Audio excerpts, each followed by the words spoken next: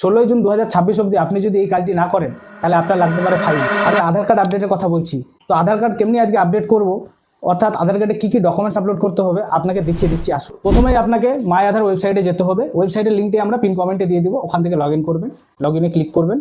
এবার এখানে আপনি আপনার যেটি আধার কার্ড নাম্বার আছে সেটি দিবেন।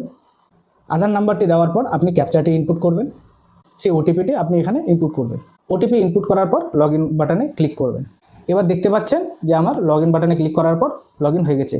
এখানে দেখতে পাচ্ছেন ডকুমেন্টস আপডেট বলে একটি অপশন আছে, আর এখানে লেখা আছে যে এই সার্ভিস যেটা আছে এটা ফ্রি থাকবে কত তারিখ অবধি, 14 তারিখ অবধি জুন মাসের 2026-এ। ঠিক আছে, এবার আমরা ডকুমেন্টস আপডেটে ক্লিক করব। এখানে কী কী ডকুমেন্ট রিকোয়ার্ড থাকবে সেটা দেওয়া আছে। একটা হচ্ছে প্রুফ অফ আইডেন্টিটি আর একটা হচ্ছে প্রুফ অফ অ্যাড্রেস। এবার নেক্সটে ক্লিক করবেন।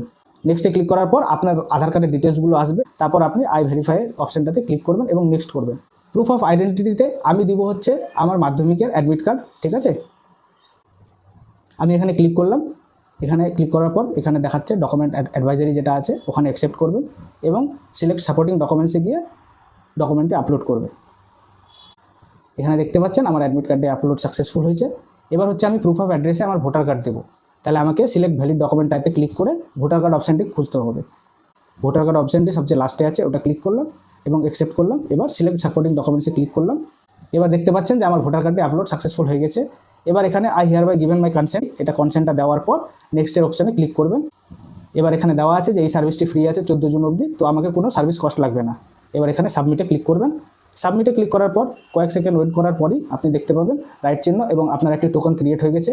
আপনার টোকেনটি জেনারেট হয়ে গেছে, আপনি কত তারিখ করেছেন হয়ে গেছে। ভিডিওটি যদি আপনাকে ভালো লেগে থাকে তাহলে অবশ্যই একটি লাইক করবেন এবং এই রিলেটেড ভিডিও পাওয়ার জন্য আমাদের চ্যানেলটিকে অবশ্যই সাবস্ক্রাইব করবেন।